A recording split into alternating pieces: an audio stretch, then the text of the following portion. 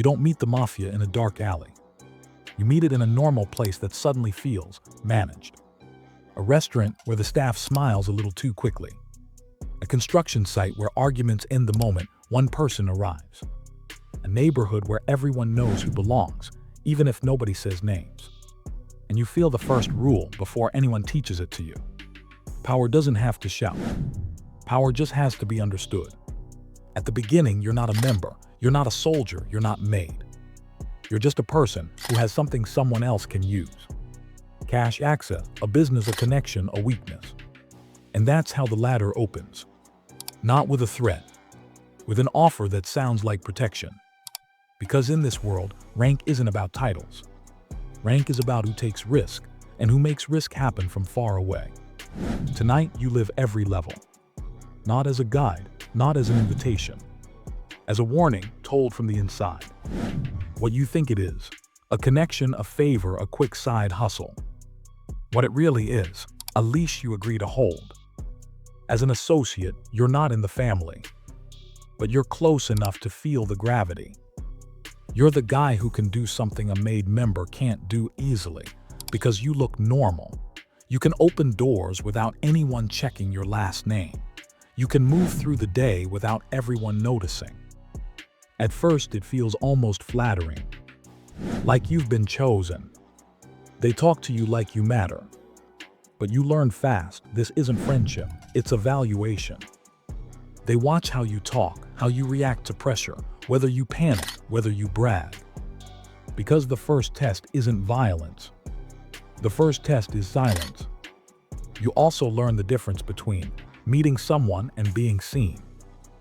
Once you're seen, you can't go back to being invisible. You start doing small things, nothing that feels like a movie. You deliver something. You introduce two people. You let someone use your place for a quick meeting. You don't ask questions because questions feel childish in a room where everyone speaks like they're older than you. And slowly, you realize the associate rank has a hidden cost. You become useful in ways that make you replaceable. That's the associate paradox. They keep you close because you're valuable, but they keep you outside because you're disposable. You don't get protection for free. You get proximity, and proximity has a price. And the biggest price is psychological. Your life becomes split screen. Normal friends on one side, a different phone on the other, a different tone in your voice, a different way you look at cars behind you. You tell yourself you'll stop before it gets serious. But serious doesn't arrive with a siren. It arrives with one sentence. You did good, we can use you again. Now you're repeating. And repetition is how a favor becomes a role. By the end of level 1, you understand the ugly truth. You don't join the system by signing something. You join it by letting it solve a problem you couldn't solve alone. And once the system solves one problem, it becomes the first thing you call when the next problem appears. What you think it is, being in, being respected, being untouchable. What it really is, becoming part of a machine. At level 2, you meet the core of the organization. Crews, small groups led by a Capo captain, filled with soldiers and supported by associates. 1. This is where the Mafia stops being a rumor and becomes a schedule. Soldier made member energy. A soldier is where rank becomes identity. Now you're not just helping, you represent. Your time is no longer fully yours. Your name carries weight, but it also carries expectation. You don't get to be unpredictable. You don't get to be emotional in public. You don't get to act like a normal person when a situation turns tense. Because the soldier's job is simple in theory. Follow the chain, protect the crew, don't embarrass the family. In practice, it's not simple, it's constant. You're always available, always reachable, always one call away from a meeting that could change your month. The biggest myth outsiders believe is that soldiers live loud. Real soldiers often live careful. They measure words. They measure who's listening. They measure who might be recording. They measure what can be repeated. Because at this level, a mistake doesn't stay personal. A mistake becomes a headline. And headlines create pressure. Pressure creates internal suspicion. And suspicion eats organizations alive from the inside. So the soldier learns to do something that sounds small, but is everything. Make problems disappear quietly. Not with violence in this story, because that's not what we're glorifying or teaching. With control. With fear that never needs to be stated. With reputation. With the sense that it's easier to cooperate than to fight the current.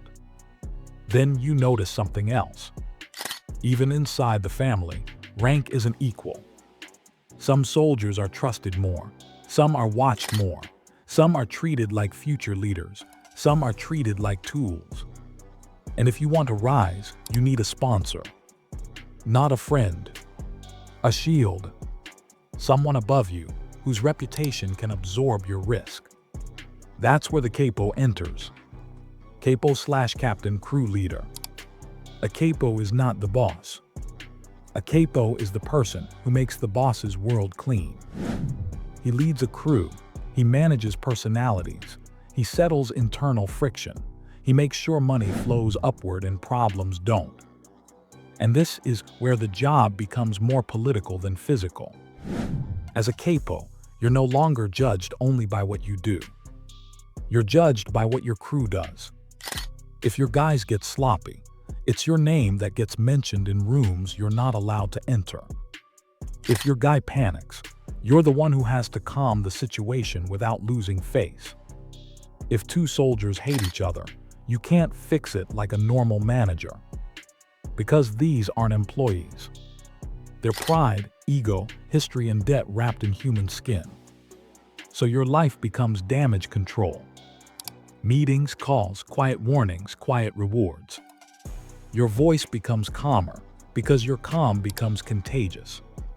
And you discover the capo's hidden curse. You're close enough to power to feel it, but far enough from power to be blamed. You're the shock absorber. When things go right, leadership takes credit. When things go wrong, leadership asks, how did your crew let this happen? This is also the level where paranoia becomes professional. Not because you're scared, because you've seen what pressure does to people.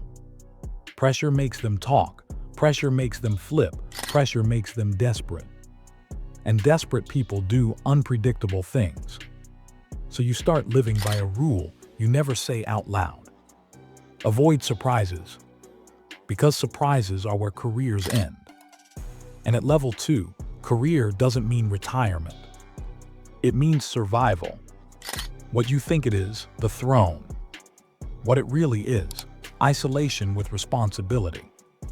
At the top of the structure is the administration, boss or acting boss, underboss, consigliere. 1. This is where the Mafia becomes less like street mythology and more like governance.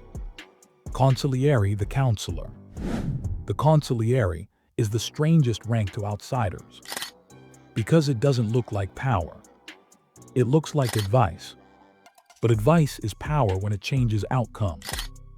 The consigliere sits close enough to see the whole machine, crews, capos, disputes, money flows, without being the loudest person in the room. In a world where everyone wants to be respected, the consigliere's strength is being listened to without competing for the spotlight. It's mediation. It's perspective.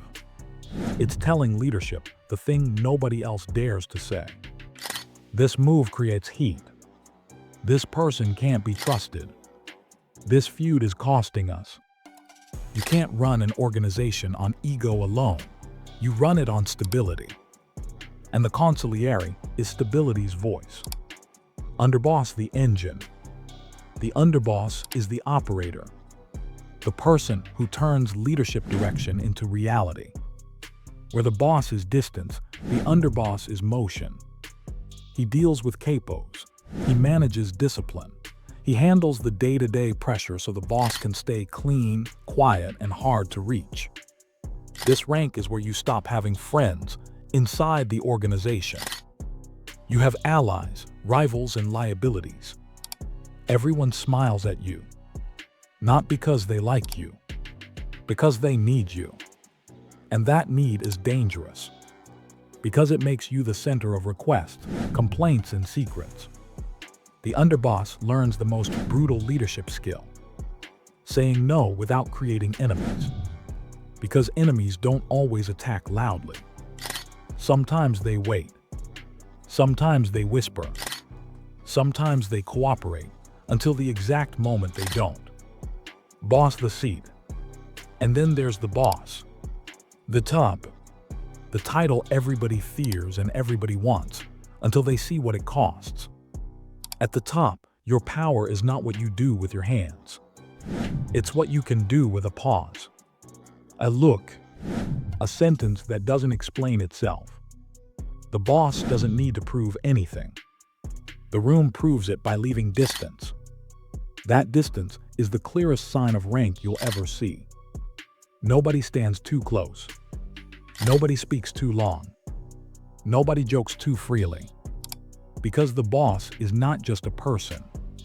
He's a consequence. And here's the twist that makes the whole ladder feel like a trap. At the top, you're not freer. You're more watched. By law enforcement pressure, by rivals, by your own people, by history. And the higher you go, the fewer people you can trust, because trust is expensive. So the boss sits in a quiet room and learns the final truth of power. Loneliness isn't a side effect. It's the fee.